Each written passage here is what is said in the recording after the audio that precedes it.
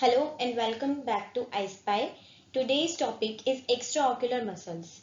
Before I jump to the theory part of the extraocular muscles, you just think for a moment about how you are watching this video. The fovea in each of your eyes is center region of human retina, which is responsible for maximum visual acuity. But the goal should be, when looking at any object, is to image that thing at the center of the fovea. For that, shifting of visual attention is required, and that can be done by rotating our entire body, keeping head and eyes fixed like a crab or fish, or can be done by rotating the entire head with eyes at fixed position, which is what reptiles and birds mostly do, or move just our eyes provided they move in sync. Now, the way to achieve this ocular motility is extraocular muscles. And this video is about extraocular muscles, which is responsible for eye movements. And in this video, I'm going to tell you types of muscles, their origin, course, insertion, their nerve supply, and at last actions of extraocular muscles. So there are six extraocular muscles control the movements of each eye. Out of six, four are recti and two are obliques. Rectus muscles are superior rectus, here on the superior aspect of eyeball, highlighted with yellow color, with total length of 42 mm. Inferior rectus on the inferior aspect of eyeball, with total length of 40 mm, highlighted with blue color. Lateral rectus on the lateral aspect of eyeball with 40 mm of total length, highlighted with red color.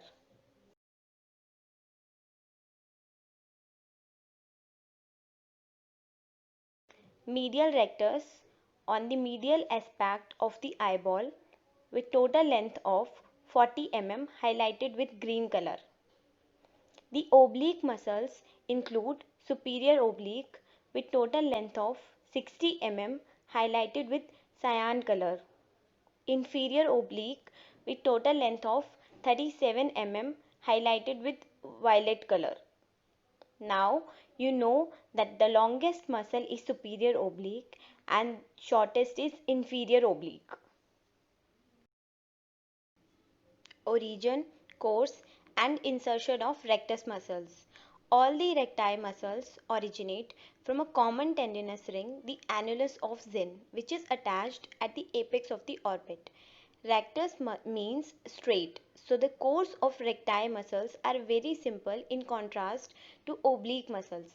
All the four recti from annulus of Zinn run anteriorly around the eyeball and inserted into the sclera anterior to the equator at different distances from the limbus.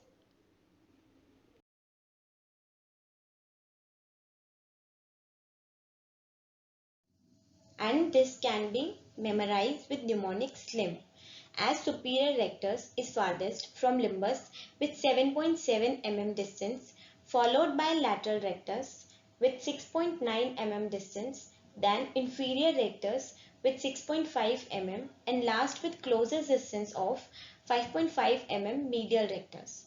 And if I join the insertions of each rectus muscle at sclera, form a spiral called as the spiral of Tellox, which represents that the rectus muscle insertions are progressively farther from limbus, starting with the medial rectus. Origin, course and insertion of superior oblique muscle. Superior oblique muscle is longest and thinnest of extraocular muscles. Superior oblique has its origin on the lesser wing of sphenoid bone above and medial to the optic foramen. Optic foramen is opening to the optic canal. The muscle moves forward between the roof and medial wall of the orbit to reach the hook-like structure known as trochlea. The trochlea is thick fibrous cartilaginous bullae attached to the orbital plate of the frontal bone. From trochlea, superior oblique muscle turns posteriorly and laterally, and at about 10 mm behind the trochlea, superior oblique becomes tendinous, and reflected tendon of the superior oblique passes under the superior rectus muscle and get inserted onto the upper and outer part of the sclera behind the equator.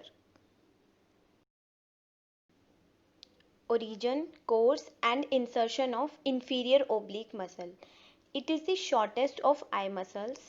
The inferior oblique muscle has its origin from a shallow depression on the orbital plate of maxilla, just lateral to the orifice of the nasolacrimal duct, and move laterally and backwards between the inferior rectus and floor of the orbit, and finally inserted in the lower and outer part of the sclera behind the equator.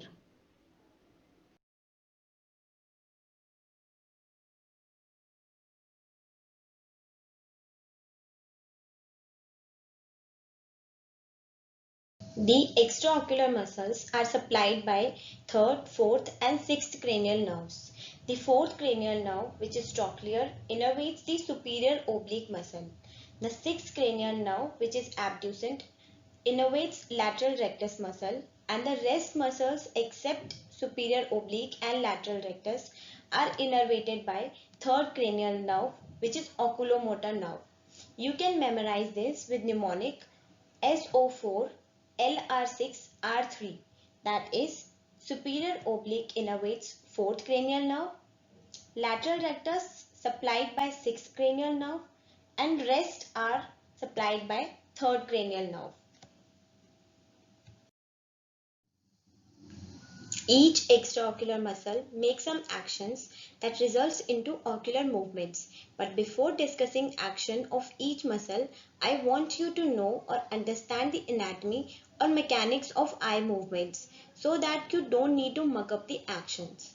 Now, to understand mechanics of eye movements, it is necessary to define certain terms, and these are positions of gaze, center of rotation and fixed axis. Now, first I'll discuss about these one by one.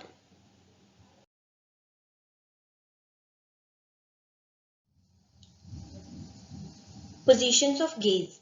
There are total 9 positions of gaze. These include 1 primary, 4 secondary and 4 tertiary positions. The primary position of gaze is defined when each eye directed straight ahead of the face. Primary position of the eye is that position from which all other ocular movements are initiated by changing position of eyeball from primary to secondary or tertiary.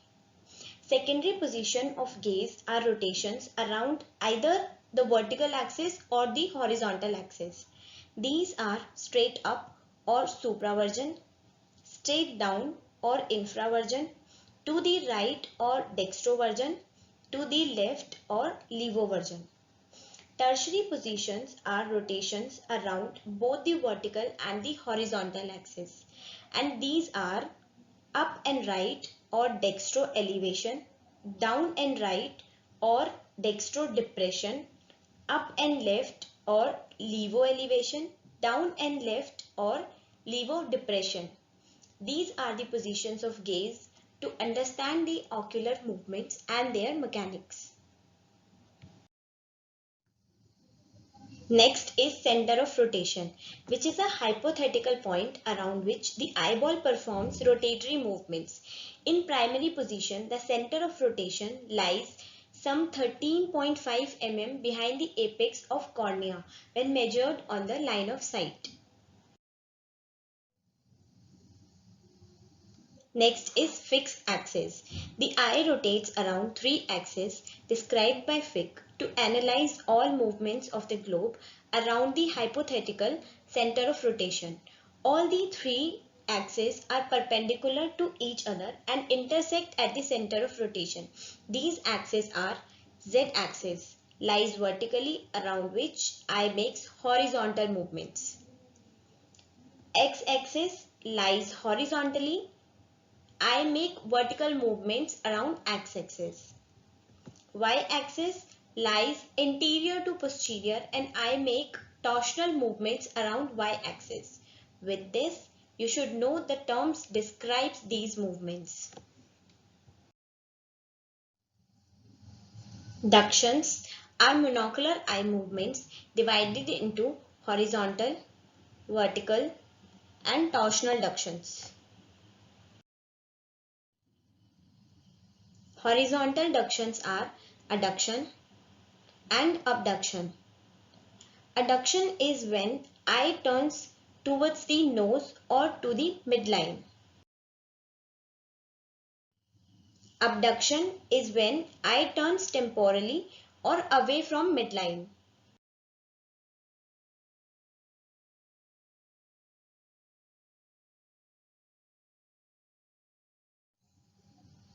Vertical ductions are supraduction and infraduction. Supraduction or elevation is when eye moves upward. Infraduction or depression is when eye moves downward.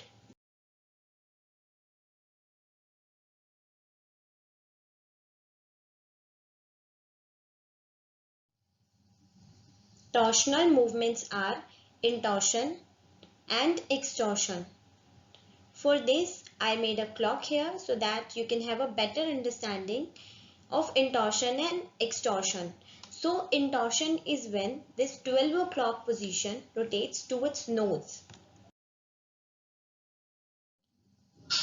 and extorsion is when 12 o'clock position rotates temporally or away from nose.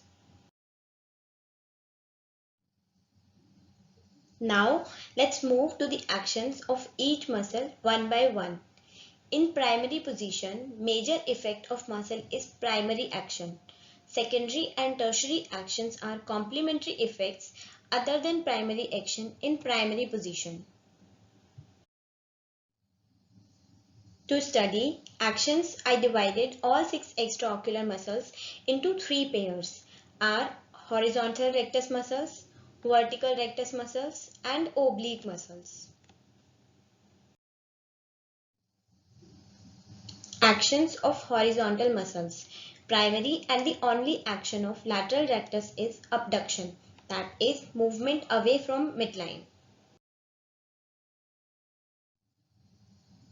And medial rectus accounts for only adduction, that is movement towards midline.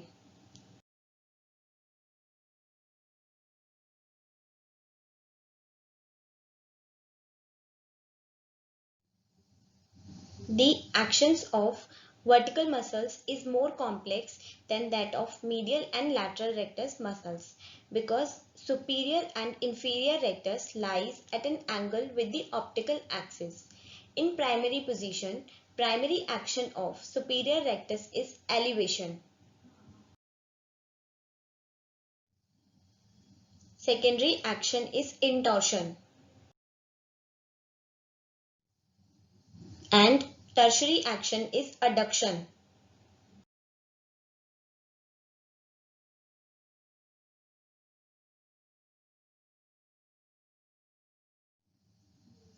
Actions of inferior rectus is similar to the superior rectus.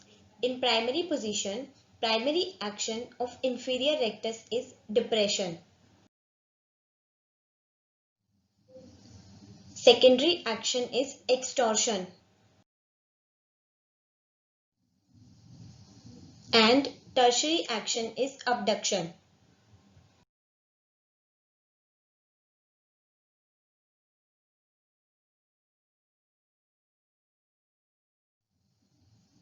Actions of superior oblique.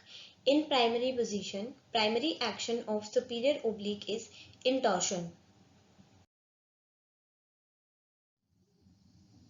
Secondary action is depression. And tertiary action is abduction.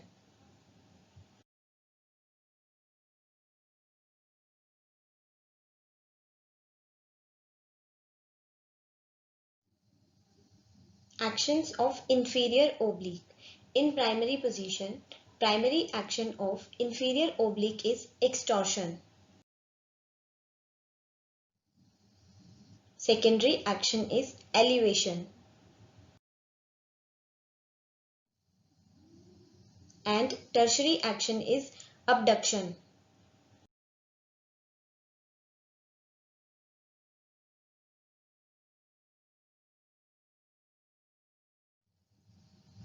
Here, this is the summary of all the actions of extraocular muscles in tabular form. With this, I am telling you here a mnemonic which may help in memorizing these actions. So the mnemonic is ABO, RAD and SIN, where ABO tells obliques are abductors, that both the superior and inferior oblique muscle have abduction as their tertiary action. RAD is all recti are adductors except lateral rectus, and SIN is superior muscles are intorters, that superior oblique and superior rectus both intort the eye. So inferiors are extorters, both the inferior rectus and inferior oblique extort the eye. So this was about extraocular muscles. If this helped you, don't forget to give thumbs up. Thank you for watching.